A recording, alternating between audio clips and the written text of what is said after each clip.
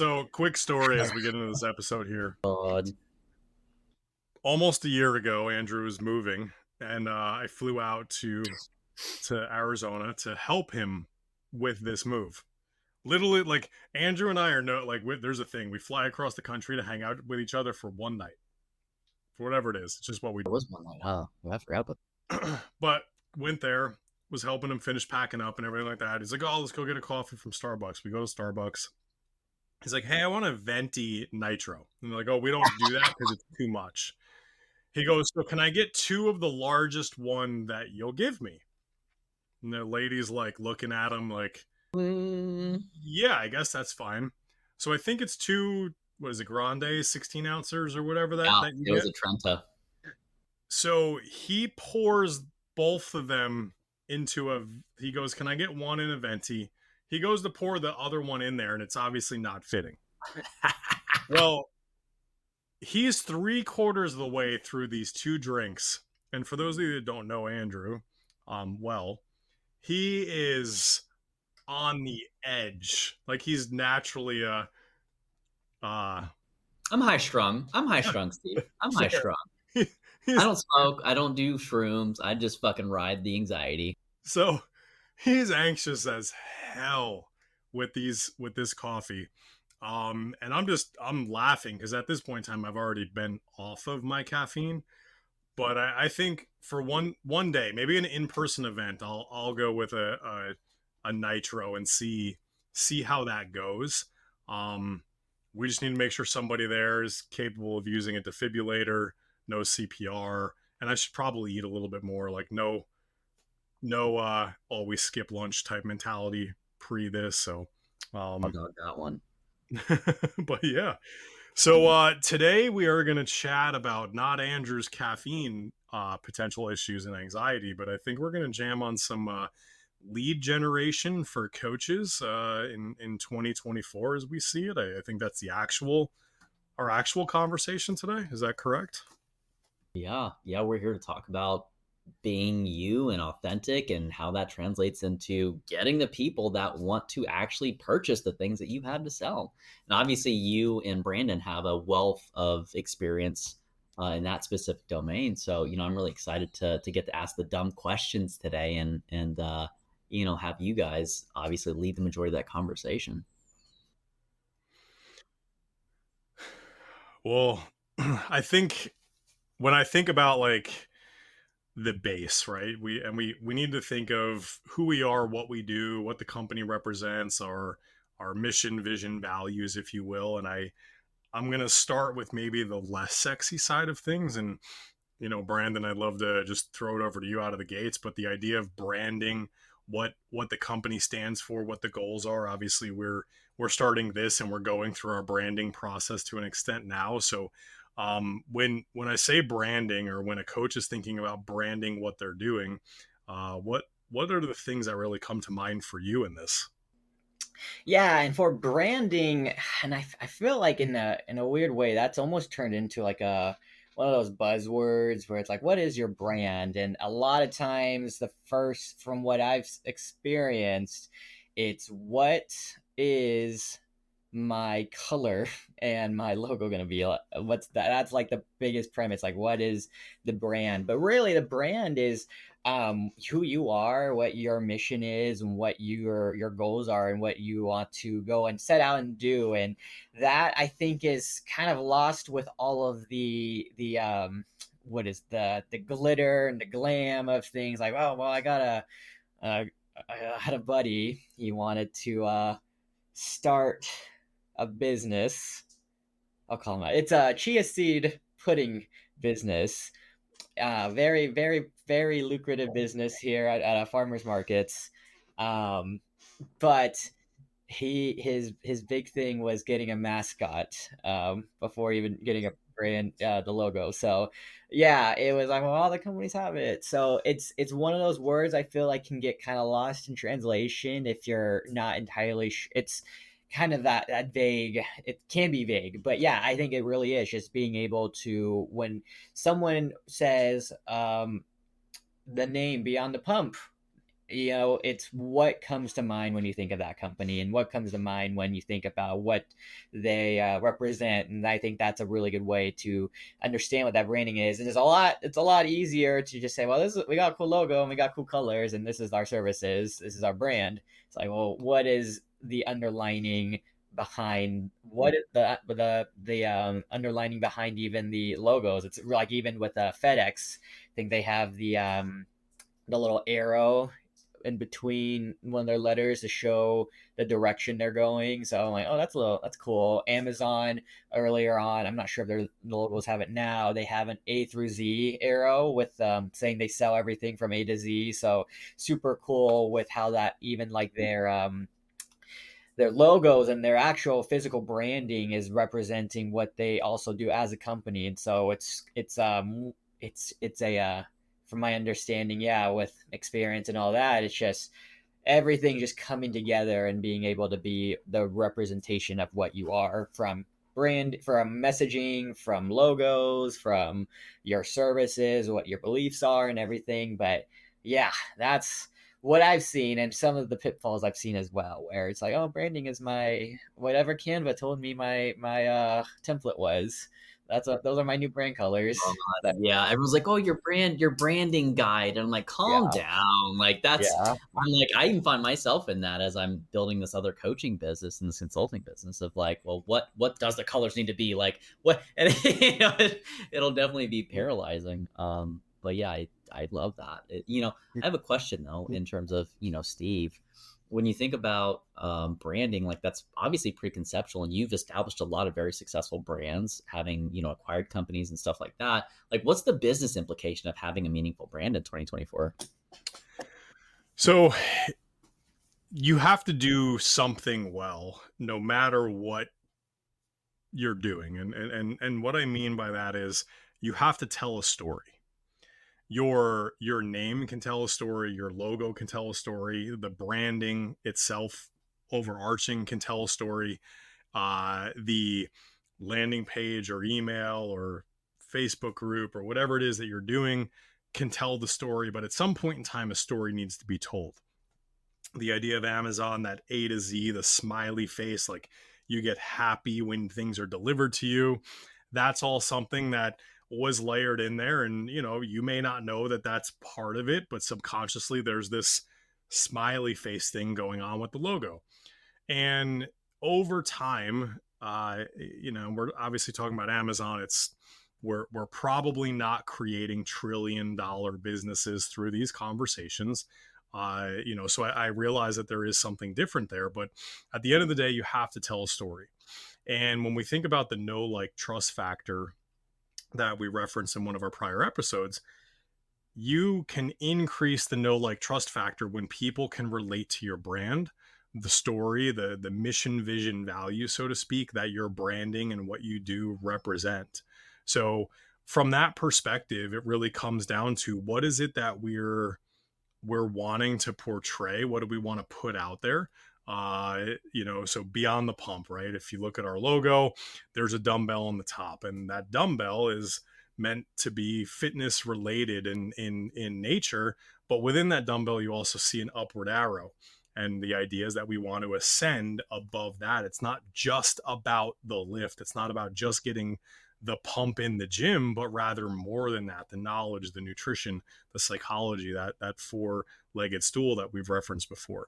But you'll also notice the BTP is slanted and leaning and going up into the right, which most of us will associate with growth, upward trajectory, and a movement in a direction that we all want to go. Those things are built in there intentionally, because now this might not hit any of you because it is new. It works for the three of us, and who knows, in 6 months, a year, we might have to redo this entire thing. But those are some of the elements within there that we're really thinking about. And the idea of going beyond the naming convention of we want to get to is really the big thing. So branding is that overall story, I'll say. Yes, your colors might play a role in there, the imagery, the font, like all of that stuff might play a role. But when I think of branding, it really comes down to the story. If I ask you who you are and what you do and what people your company serves, what problems your services solve, that is really the story. How succinctly, directly, how well can I understand? Can you tell me that story? And that's a big piece. The logos and the colors and the websites and all that stuff, it plays a role in there, but it's not everything. My advice to most people is don't even worry about a website in the beginning. Don't even worry about a logo in the beginning. Sure, I went down the road of doing a logo and all the fun pieces and whatnot, but that wasn't the first thing. It might be the first thing you noticed, but there was a lot behind the scenes that happened. And that's when we think about branding and when we think about that, it comes down to the story and those pieces that really come together and how that plays. Yeah. Well, and I think Simon Sinek had a really cool story in his book, Start With Why, that he called it the celery test. And basically, he explains, or, he tells a story about how this person's pushing a grocery cart, and in the grocery cart, they had a majority of like healthy types of foods, right? Everybody calm down. But there's like celery in there. There was meat. There's like whole foods. There's rice. There's grains. There's fruits. And the general consensus as you walk by this person's grocery cart is that that person is probably caring about their health in some way. It was an external value based expression of some kind of internal belief. And I think that, when I consider what a brand is from a lesser applied perspective, it is just like inherently who you are, what you believe in, and the authentic nature of how you share that through the business that you know, build, or between the services that you deliver, or even the quality of the relationships that you're committed to. But I think the question becomes like, people can understand maybe some of that, or maybe they need a brand like values guiding session. I'm sure we can probably put something together for them. But like, when we talk about how does that lead into actually building a business, and we mentioned lead generation, like how does branding potentially impact lead gen? How does it make it easier? How does it make it harder? And I guess that's really the question I would have as a consumer. Yeah. So for myself, and I guess I never I kind of get fell into my brand. And I'll talk about my DJing business for the sake of this example.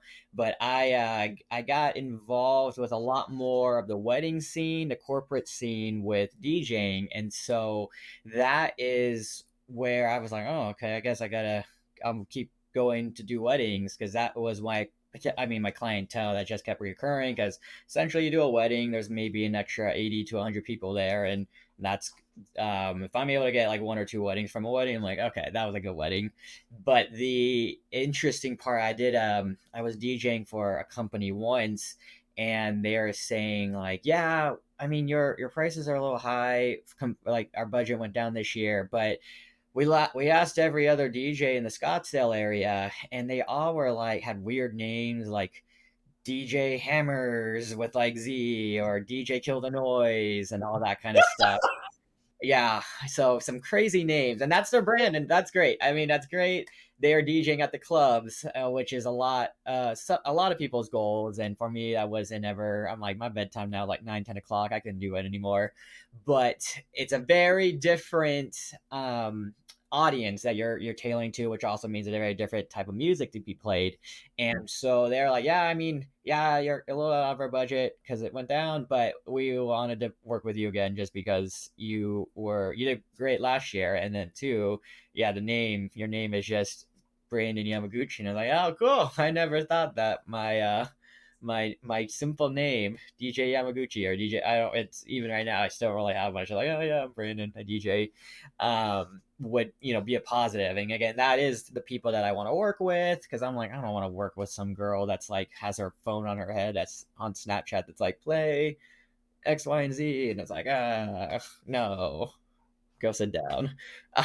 But it's yeah, and that I felt like it's the benefit too, because now it's like I get reoccurring business from those type of audiences, because now it's word of mouth, which is my only source of marketing. I don't put any ads out. I put $0 in the ad spend, so everything has just been word of mouth. And talking about like building relationships in the last episode, that's been my bread and butter for everything. And I feel like the return is a little bit high, is higher, because it's someone else vouching for you. It's not having to um, hey, this is why you should hire me, because I'm good.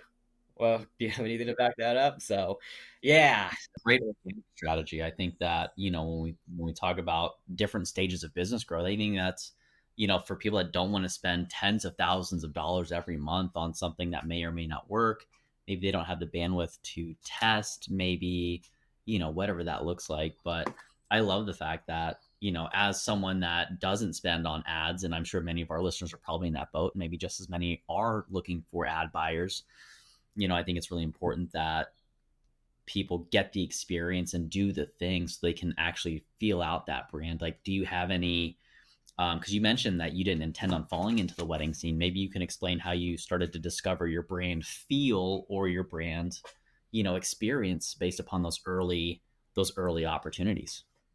Yeah, and that's too where I even tell the couple when I'm working with them, I try to offer more than just DJing. I try to help them with their wedding coordination and their planning because I've worked with a ton of coordinators now, and it's unfortunate that I've worked with more bad coordinators than good ones, and so I'm like I don't want to have to deal with the potential of a bad one. So that's something that I offer now too, and working with them, and that's just a little extra, going a little bit above and beyond working. And then it's I think the biggest reason is because I really want to be able to provide the best experience for the I hate using the word customer in this type of setting, but the clients, the friends I've made along the way, from beginning to end, and that is the thing where I think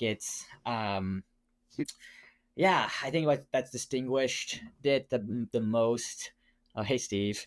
The but it's yeah, and it's really for me, it's just being able to provide as much or make sure that they are as have one of the better, hopefully one of the better days of their life.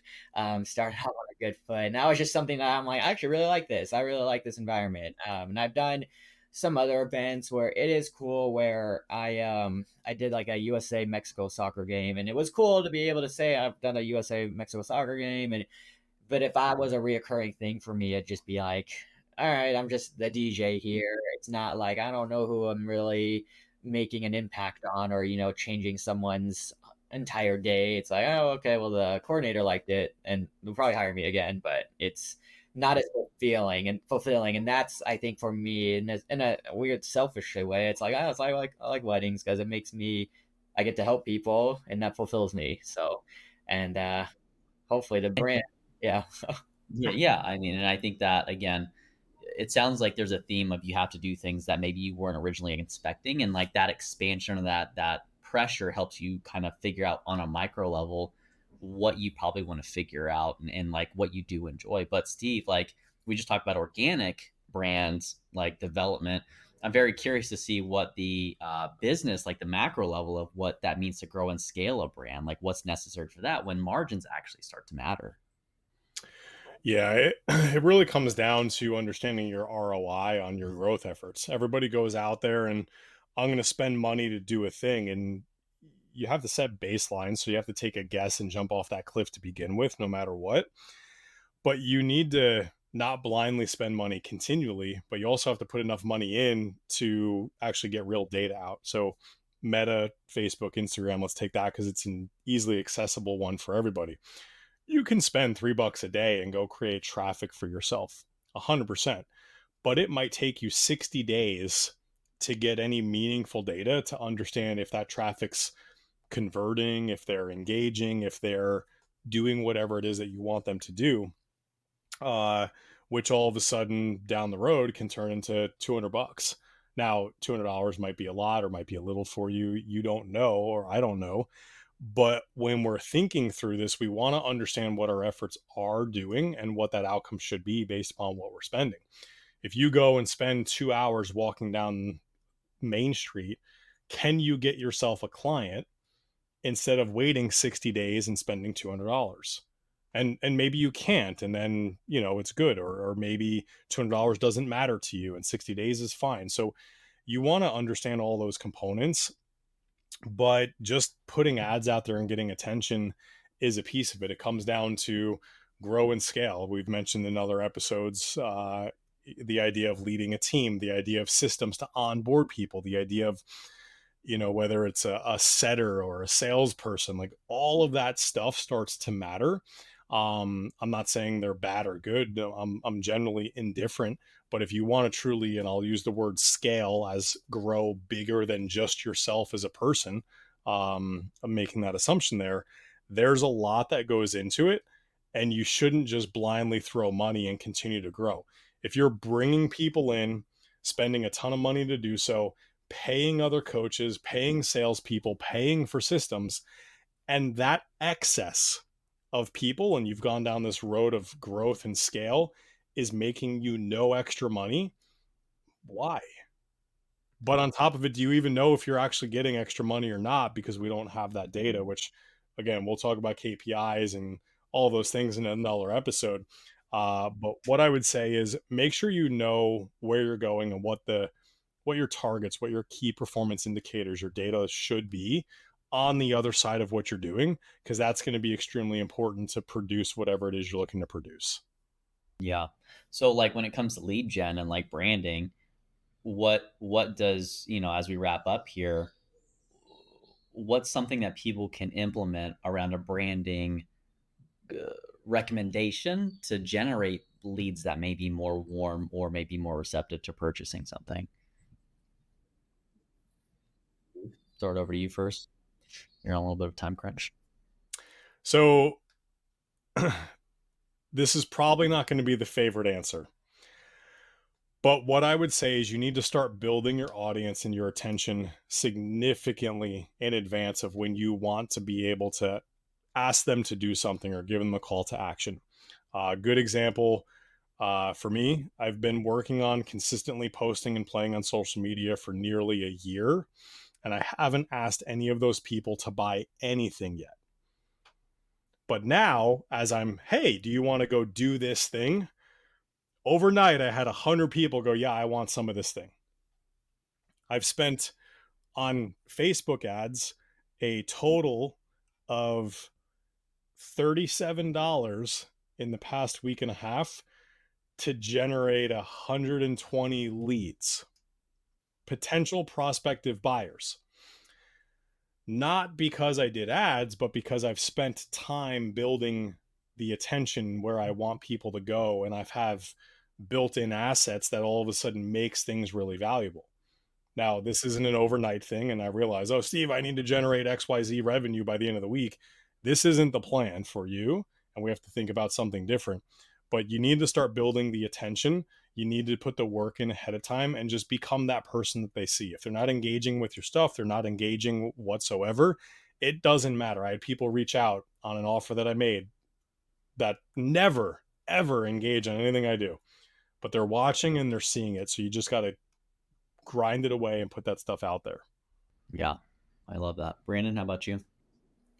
Yeah, and I totally agree with everything Steve just said too.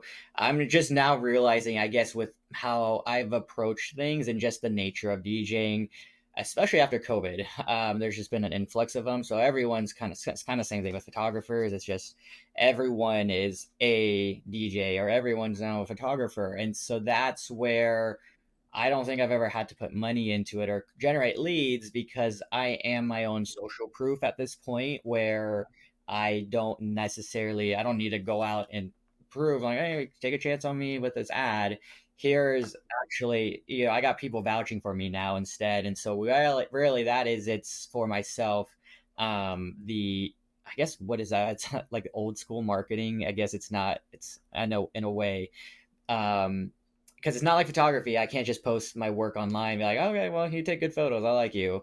I guess I could post like mixing and stuff on online, but everything can be also automated. So a lot of people, unfortunately, are using like Spotify or using programs to pre-mix things and kind of claim that it's live stuff, which I'll use. I'm not gonna lie, but I don't want to post that out there. And out and about and so I'm like, oh, do this. And I was like, actually, I can't.